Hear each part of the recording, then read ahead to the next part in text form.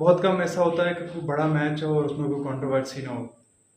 जनूबी अफ्रीका का मुकाबला भारत जो वर्ल्ड कप का फाइनल खेला गया, उसमें भी कंट्रोवर्सी सामने आई। हुआ कुछ यूं कि आखिरी ओवर था, 16 रन चाहिए थे जनूबी अफ्रीका को जीतने के लिए। डेविड मिलर खेल रहे थे और मेरा ये मानना है कि अगर आप 10 में से 9 मरतबा डेविड मिलर को कहें कि उसने आखिरी ओवर में 16 रन बनाने हों, तो वो बनाने की साहित्यत रखता है। अगर आपको याद हो 2021 का वर्ल्ड कप श्रीलंका के खिलाफ आखिरी ओवर में 16 रन ही चाहिए थे, जहां लहीरू कुमारा को उन्होंने बुलंद दोबारा छक्के मार के मैच फिनिश कर दिया था। उसकी पहली बार रबादा ने खेली थी। अब ये हुआ कि मिलर ने शॉट मारा, लॉन्ग ऑफ की पोजीशन पे सूर्य कुमार यादव मौजूद थे, उन्होंने बड़ा बेहतरीन कैच लिया।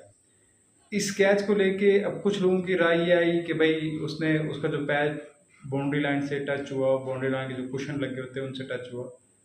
और कुछ लोग ये कहते हैं कि जो बाउंड्री रोप्स थी, जो कुशंस थे, वो पीछे हटे हुए थे। अब ये जो दूसरे वाला एतराज़ है, ये तो बिल्कुल नहीं बनता।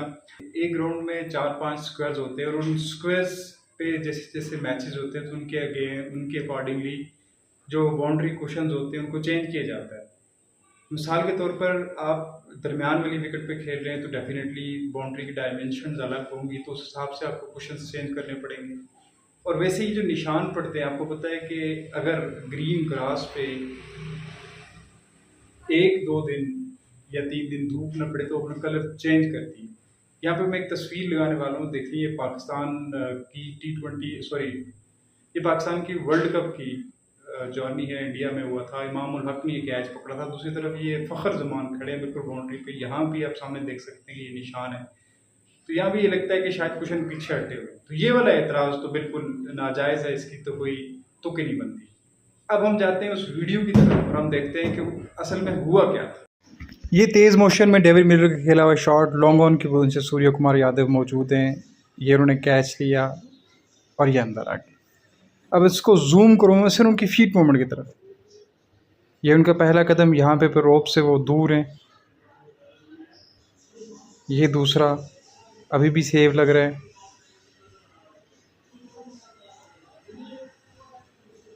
ये तीसरा,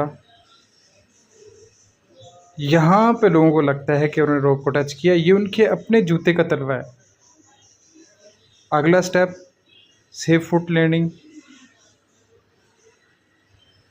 फिर वो बाहर गए।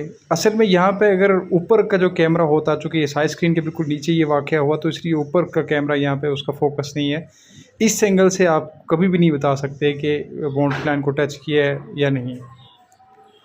ये वो वापस अंदर आए, उनके पहले फीट की जो लैंडिंग है वो देखते हैं, बिल्कुल सेफ।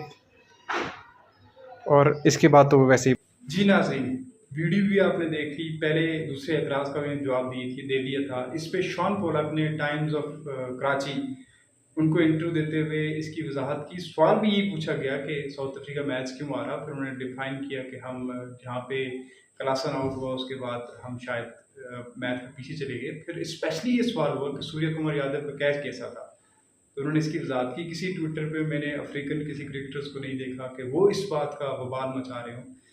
जो पाकिस्तान और भारत के दरमियान ये जंग है कि भाई पाकिस्तानी कहते हैं कि देखो जी ये चीटिंग है, यहाँ पे इसने रोप्स को टच किया है, इंडियंस कहते हैं कि नहीं इट्स अ फेयर कैच।